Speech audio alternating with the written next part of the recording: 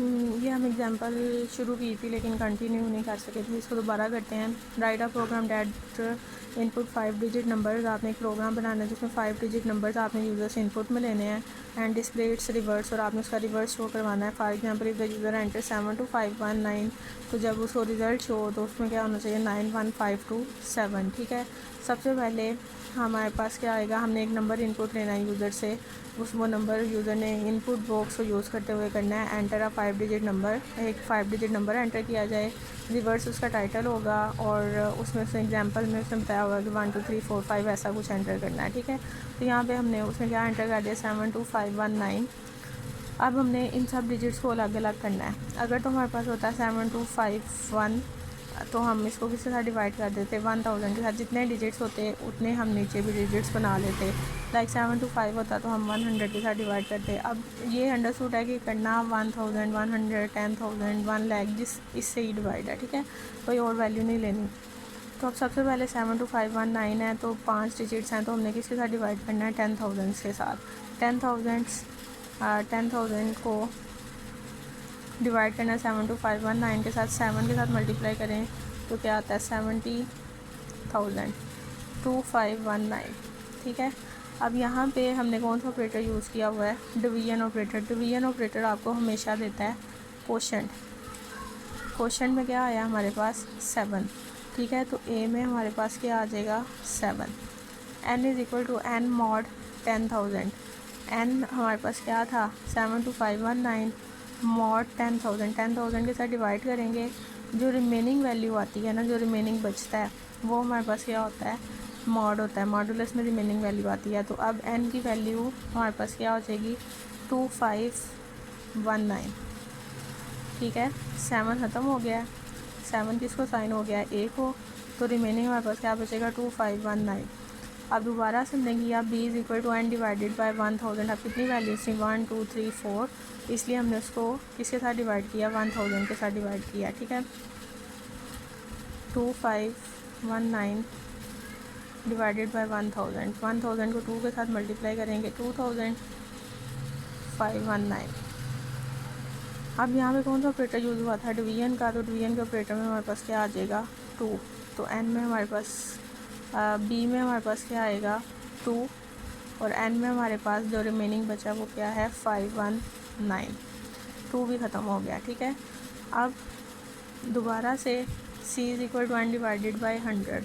n में क्या पड़ा हुआ है 519, और इसको हमने किसके साथ डिवाइड किया 100 के साथ।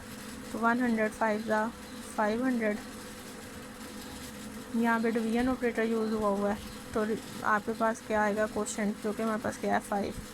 तो सी में हमारे पास क्या आ जाएगा 5, और n is equal to n mod 100 है, तो n को 100 के साथ डिवाइड करके रिमेनिंग हमारे पास क्या बचा था 19। तो n में हमारे पास क्या आ जाएगा 19। d is equal to n divided by 10 है, n में 19 पड़ा, 19 को 10 के साथ डिवाइड करो, 10 1 ज़ा 10 9। तो d में हमारे पास 1 आ जाएगा। n is equal to n mod 10, remaining हमारे पास क्या बचा हुआ था 9। ठीक है, अब सारे डिजिट्स अलग हो गए, a में 7 b में 2 c में 5 d में 1 और n में हमारे पास क्या है 9। अब आपने इन्हें डिस्प्ले करवा देना है इन रिवर्स ऑर्डर। तो पहले हम 9 को डिस्प्ले कराएंगे, n में 9 पड़ा हुआ है ना, फिर हम 1 को डिस्प्ले कराएंगे जो कि d में पड़ा हुआ है, c में हमारे पास क्या पड़ा है 5, b में हमारे पास क्या पड़ा है 2 और a में हमारे पास क्या पड़ा हुआ है 7। तो 91527 हमारे सामने मैसेज बॉक्स में डिस्प्ले हो जाएगा। ठीक है, उसके बाद ही नेक्स्ट है हमारे पास write a program that will from the user to enter number of hours. आपने नंबर ऑफ़ आवर्स जो हैं वो इनपुट में लेने हैं यूज़र से। Compute and display the number of weeks days and hours within the input number of the hours. ठीक है, आपने वो जो उसमें घंटे इनपुट किए हैं ना, आपने उन घंटों को कन्वर्ट करवाना है वीक्स में, डेज़ में और आवर्स में। ठीक है, लाइक उसमें 4000 आवर्स जो हैं वो डिस्प्ले किए हैं। जब आप उन्हें कन्वर्ट करोगे तो कितने वीक्स बनेंगे 23 वीक्स 5 डेज़ और 16 आवर्स। ठीक है, ये बनना चाहिए हमारे पास। तो इस तरह से हम लोग अपना पेज फॉर्म डिज़ाइन करेंगे। एंटर नंबर ऑफ़ आवर्स ये हम लेबल में लिखेंगे, टेक्स्ट बॉक्स यूज़ करेंगे। यहाँ पे आपका यूज़र जो है वो इनपुट देगा कि वो कितने घंटे कन्वर्ट करना चाहता है। ठीक है, लाइक हम यहाँ पे लिख देते हैं कि वो हमारे पास 4000 आवर्स को ही कन्वर्ट करना चाहता है, ठीक है। तो अब इसको कंप्यूट करना है हमने। 3 वेरिएबल डिक्लेयर करेंगे, एक आवर्स के लिए, एक वीक के लिए और एक हमारे पास इसके लिए होगा डे के लिए होगा, ठीक है। Hours is equal to C int text 1 dot text. कि इस टेक्स्ट बॉक्स में, मतलब ये जो टेक्स्ट बॉक्स था ये वाला, इसके अंदर जो पड़ा हुआ है वो इंटीजर वैल्यू होनी चाहिए और वो किस में आ जाए, वो आवर्स में आ जाए। तो लाइक हमारे पास 4000 था तो वो HRS में आवर्स में हमारे पास 4000 आ जाएगा, ठीक है। W is equal two hours divided by 168। अब 168 के साथ हमने क्यों किया है कि हमारे पास एक वीक में कितने डेज़ होते हैं, 7 डेज़, और हर दिन में कितने घंटे होते हैं, 24। तो इन दोनों को मल्टीप्लाई करें तो हमारे पास क्या आता है, 168, ठीक है। इसलिए हमने इसको किसके साथ डिवाइड किया, 168 के साथ। क्या पड़ा हुआ है आवर्स में, 4000, इसको डिवाइड करो 168 के साथ। 168 2 ज़ा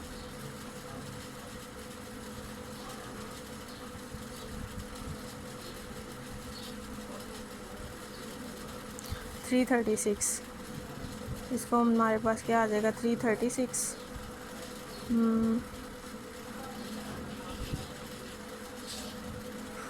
ज़ीरो, ठीक है। अब हमारे पास 168 को हम मज़ीद डिवाइड कर सकते हैं, किसके साथ मल्टीप्लाई करें, 3 के साथ, 3 8 ज़ा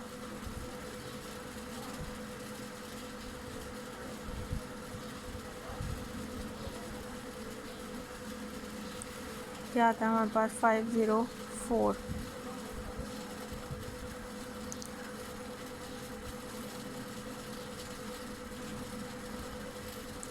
हम 136 इससे छोटा हो गया, ठीक है। तो मज़ीद डिवाइड नहीं हो सकता। तो हमने जब डिवाइड किया है तो हमारे पास वीक्स में, क्योंकि यहाँ पे हमने डिवीजन का ऑपरेटर यूज़ किया तो वो हमें क्या देगा, क्वोशंट वाला आंसर 23 आ गए weeks. Hours is equal two hours modulus 168। अभी हमने डिवाइड किया था तो हमारे पास रिमेनिंग क्या बचा था, 136। तो आवर्स में अब 4000 की बजाय हमारे पास क्या आ जाएगा, 136। अब D is equal two hours divided by 24, क्योंकि अब दिन की बात कर रहे हैं तो एक दिन में कितने घंटे होते हैं, 24 घंटे। इसलिए हम इसको किसके साथ डिवाइड करेंगे, 24 के साथ, ठीक है। 136 डिवाइडेड बाई 24 के साथ डिवाइड करेंगे इसको तो हमारे पास ये आएगा 24 को अगर हम 5 के साथ मल्टीप्लाई करें 120 आएगा, ठीक है। 120 और रिमेनिंग हमारे पास क्या बचेगा, रिमेनिंग हमारे पास बचेगा 16, ठीक है।